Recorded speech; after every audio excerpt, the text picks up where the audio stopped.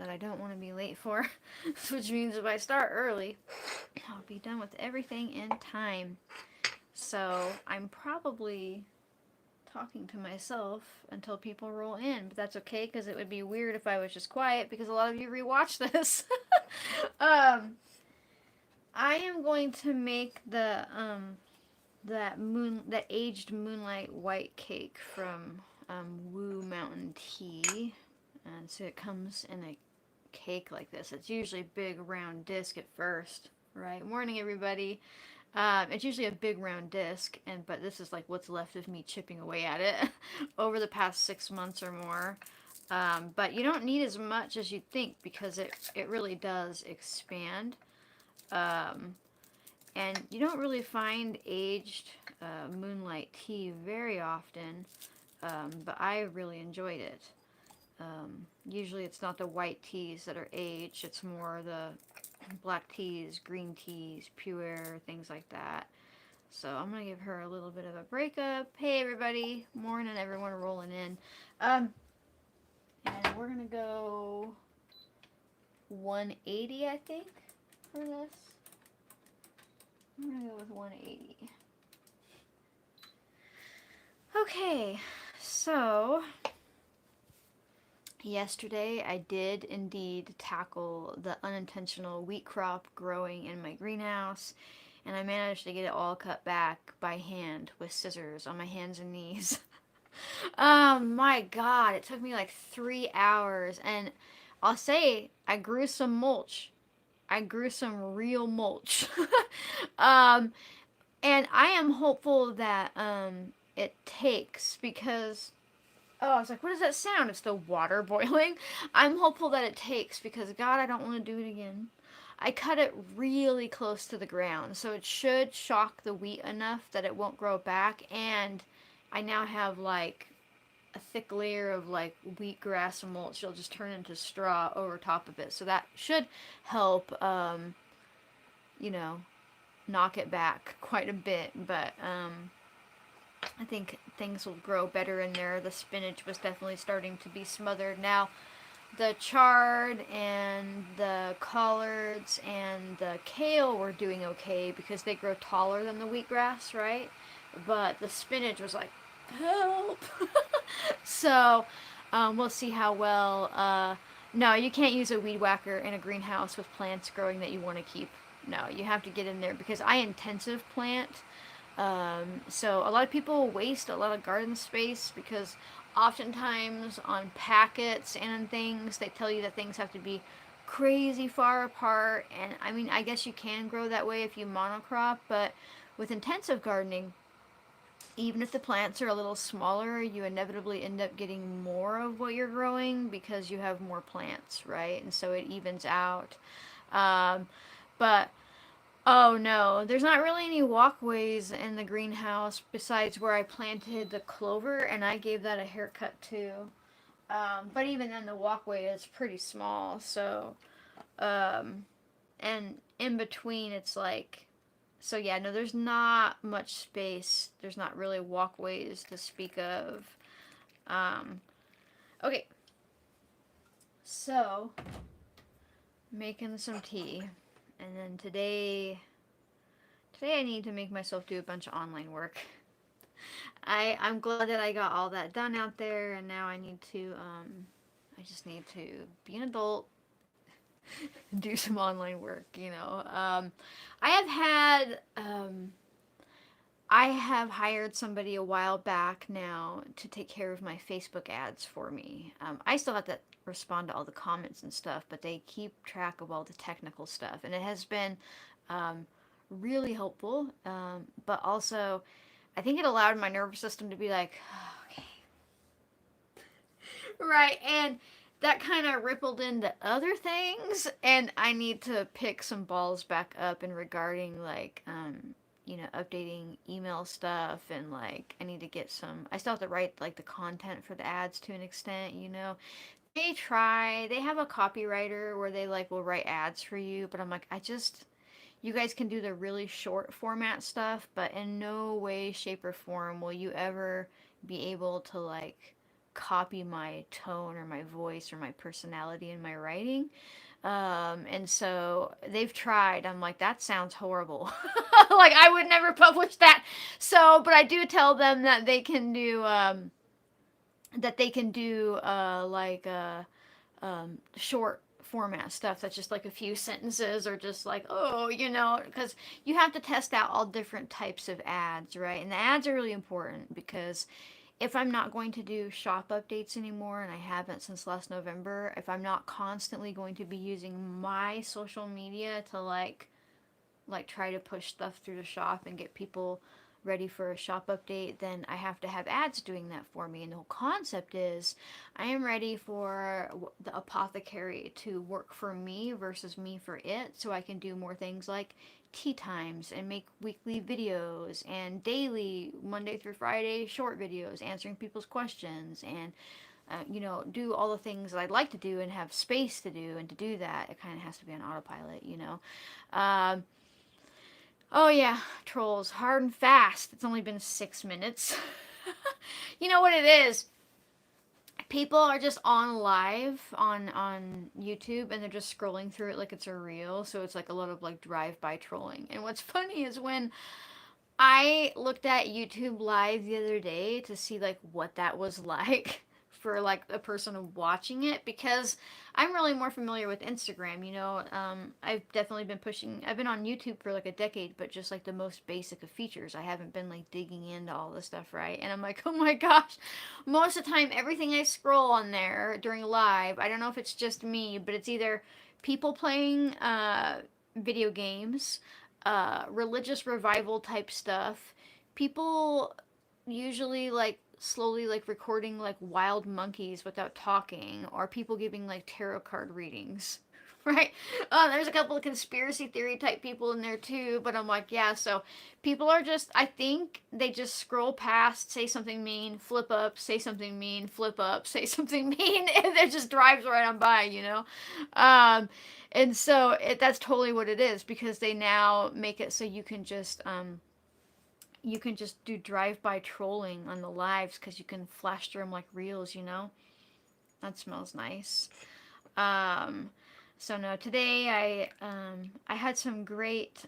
So I do this thing, and if you've gotten one of these emails, if you've purchased synergism capsules or mouth mud or pit goop from me, and if you haven't, it's definitely coming, because my system automatically sends them after a month or so. Um, where I send you a link to where you can do like a video recorded review, where you can talk about what you like about my mouth mud or my pit goop or my synergism capsules. And if you respond to that, and if I use it, you get like a 6 month supply for free, of whatever you reviewed. And a lady submitted 2 reviews yesterday, both for pit goop, and they were both so fantastic that if she's watching this right now, she's probably not, she's probably at work, because she said she's a delivery driver. Um, she's about to get a bunch of free pit goop, because both of them were great, and I can use them for ads. And so, but if you've ever bought a synergism capsule from me, well, if you've done that in like the past 3 or 4 months, you'll start getting emails requesting that. Um, but yeah, I'm really enjoying this morning tea. That is nice. It threw me off. I'm like, oh, a taste of tea, all you think of. I really like a good moonlight white tea, and age just takes it to another level. She's very vegetal, more like grassy, less sweet. Um, but also she has like a really silky mouth like feel. Fucking word. I almost said mouth smooth. Oh my god. Uh so yeah, yesterday was crazy. I was out there in the greenhouse when like the storm hit. My dad messaged me a while before that, being like, there's a thunderstorm headed your way, because he always like tells me about weather. And I find it adorable, and I think he's the reason that I always just have the weather channel on in the background for some sort of comfort noise, right? But it started with just a little rain, and then we still have like a big personal flood, and then I had to go mess with the goat shelter in the rain. And it was just like, by the time my husband got home, because he was helping pack up stuff from his mom's room when she was in hospice, and he gets back, and I must have looked crazy when he got back because my skirt, everything, I was just like covered in mud, soaking wet. I had fallen. There's like we have to go like down this hill to get there, but it's clay soil, so clay is really slippery when it's wet, like extra. And so I was doing really well going up and down that hill. I hadn't fallen yet, and then like I took such a hard hit that like the mud instantly went into my underwear, like through the clothing. And I was like standing there talking to him, and I was like, "Hey, hun, I have like mud in my ass. I need to go take a shower," because he was talking to me about something, and I was just covered in straw bits and just looking pretty rough, mud on my face. So so that was my day yesterday, and then I just kind of came inside. It was crazy. By the time I got done outside, it was somehow 4 o'clock, and I was like, "What happened?" Right? Because I swear to God, I went out there at like 1, and it felt just like there was so much going on, and like walking in with your head down with sideways, rain type stuff. Um, but no, I got a fair amount of stuff done yesterday, and today I'm just gonna have to make myself sit and do computer work. I don't like it. I don't like it. My nervous system, like, even when we were, like, way back in the day, like, all the stuff, making stuff in the apothecary, labeling it, all that stuff definitely, like, burnt me out over time. But really, it was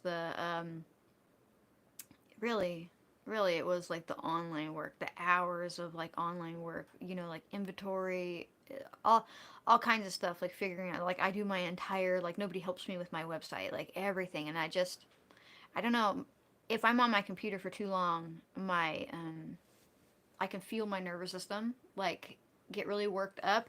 And I found out something interesting the other day because I'm always looking at like what raises glutamate levels, because I suffer from high glutamate levels because benzos like damaged me in that way, and glutamate is really like indicated in like blood sugar resistance or insulin resistance and OCD and like just compulsive thinking and like too fast. I'm already that like naturally.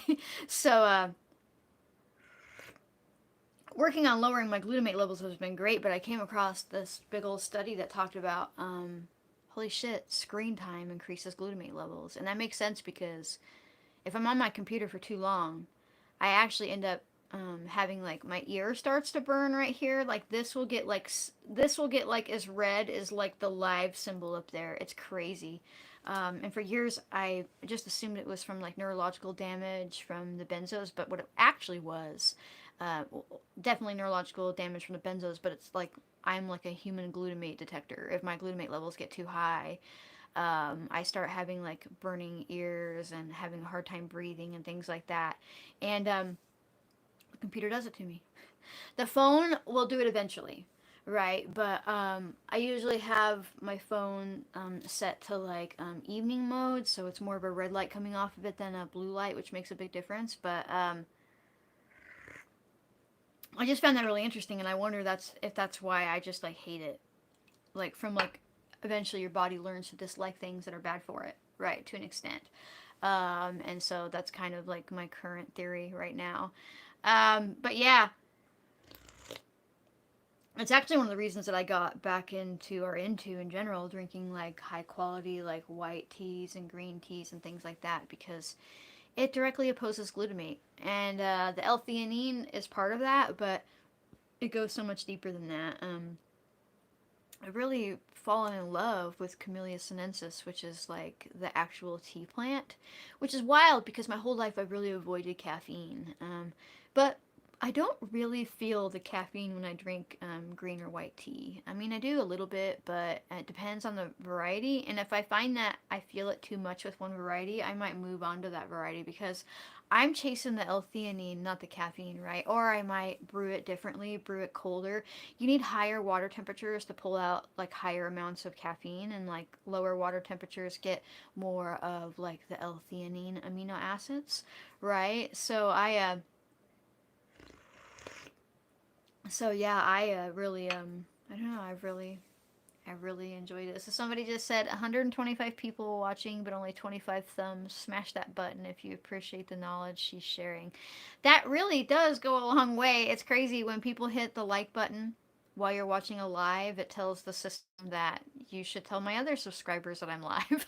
It's crazy because like, and I know I do it like in the morning on a weekday, so it's like hard to be here, but it's crazy having like, I think I'm almost to like 140,000 subscribers on here, but I, not very many people are told when I post anything or when I go live and things like that. Now I do know that if I went live in the evening, I would probably have a lot more viewers, but I feel like they would just be meaner. I feel like I actually get away from some of the trolls because I am doing it in the morning, and I feel like for some reason they would be way more active in the evening. Right, because even trolls have jobs and some responsibilities, I should hope. Some of them are probably bots. I know a lot of people think that all trolls are bots, but I don't think so. I think there's lots of just fucked up people out there. Um, but yeah, so I don't know. It's really interesting. And I've thought about like how I could well, I've been thinking about like what I could do differently with these tea times. I haven't really formed anything in my mind yet. Right. I know everybody would be happy if like every single day was a Q&A. But I think that would fucking eat me alive. Um, do you have many trolls? Yeah, yeah. We get some days are worse than others, but like right off the bat, this morning I watched my mods like kill and vanquish like at least 5, maybe 10 trolls, quite a bit. And it really depends on the topic. If I start talking about something that I'm not supposed to talk about online, or like something that goes against the current narrative, instantly I'm hit with tons of trolls. Now I kind of think those ones are bots, honestly. Um, because the level at which they occur right as I'm talking about a particular subject and how aggressive they are. Because let's not pretend like there aren't certain words and that the system and the algorithm can't listen to this type of stuff, right? But why do I think do I have trolls? Why do I think people troll me? They troll anybody. It's not unique to me. I look different. I look different, so it makes me an easy target. Oh, I get trolled a lot because I think sometimes, even though I'm like, I want everybody to know that they're smart enough to do this, but I get trolled a lot by men who feel the need to tell me that I'm stupid because I've obviously made them feel inferior. A lot, a lot. I get that a lot. I also I also get a lot of trolls just like based on like because I say like I call plants she. You probably wouldn't be surprised at this point how offended people are that something could be female. Wow. Like that's a big one. I get trolled a lot for my teeth because I didn't get braces, right? Because I have 2 crooked teeth. They're like, "Oh, you're fucking disgusting. Your oral hygiene is horrible." I'm like, it's so weird how in America we equate like crooked teeth with dirty teeth, like as if that like we didn't brush our teeth so they went crooked. It's so fucking weird. Um, and so yeah, that's probably like my main category of trolling on my videos, but in the live in the live it's just like anybody just coming by and things like that. I also get like lots of perverted men, especially in my lives, because I have breasts of any variety. Like, it doesn't matter. You could be flat chested as possible and they'd still be like, show me your boobs. Right? It doesn't even matter. But those are my main trolls. Yeah. Um, so it's part of the internet. And most of the time it doesn't bother me. I don't actually like, sometimes if I see a troll comment here, I might make fun of them.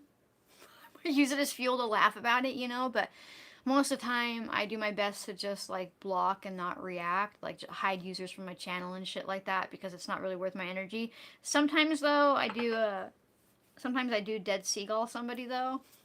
Let me explain the concept. Back in the day, if you were a sailor, and you were like getting attacked by like seagulls because you were a fisherman, you could kill a seagull and hang it up, and then the other seagulls would stay away. It's totally illegal to do now, but super efficient.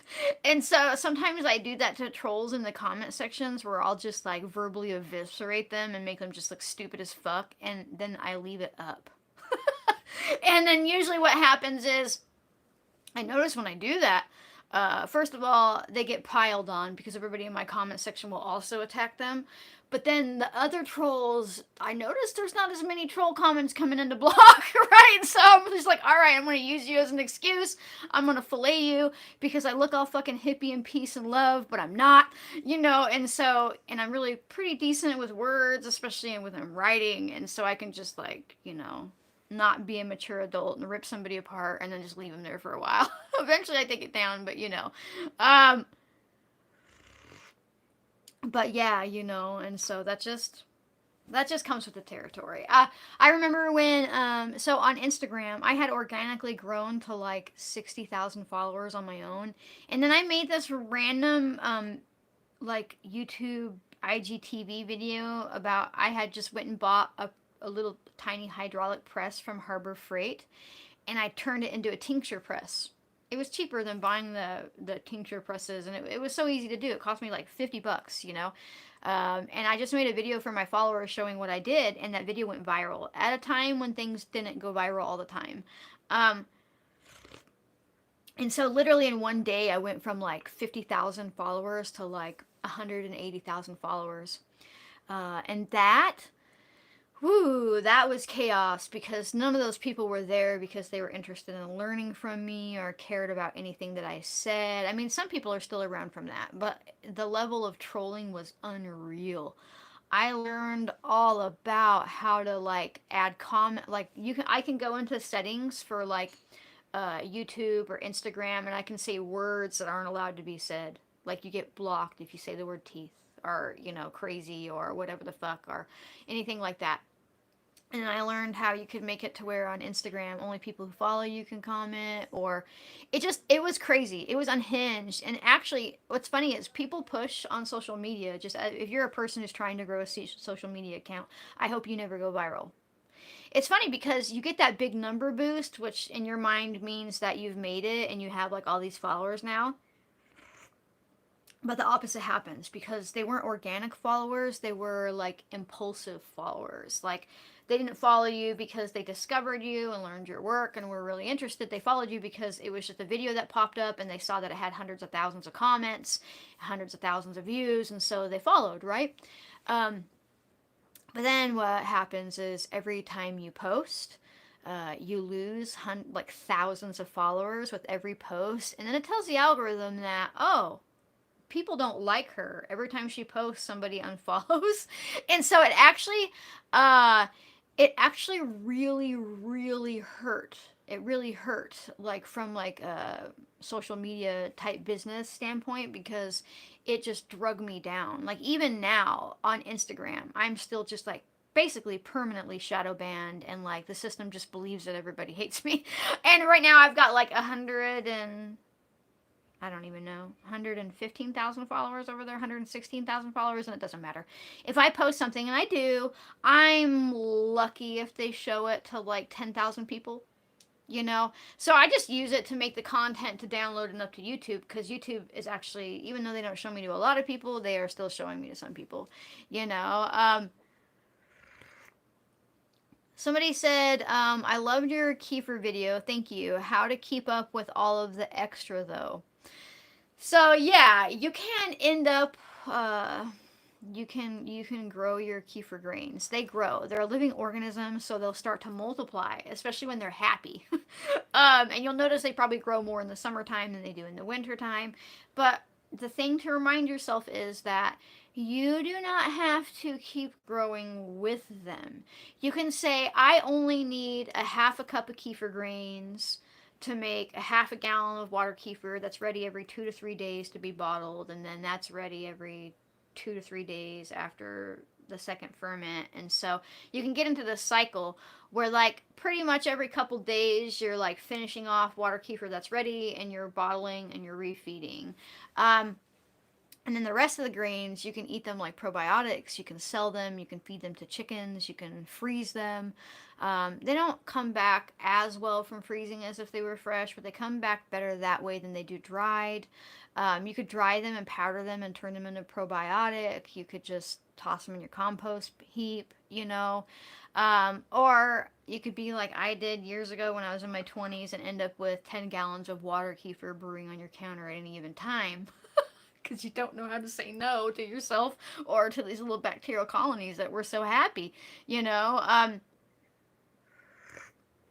Next time, can you show us how you brew your tea? I show that every morning. I show that every morning. I do that in the beginning, right? I'm showing you like right off the bat. Like I talk about what tea I'm using. I usually even mention what water temperature I'm using, and most of the time I use this 3 minute timer. Right? Some teas need more or less time, but I find three is fine because I don't put a whole lot in the pot.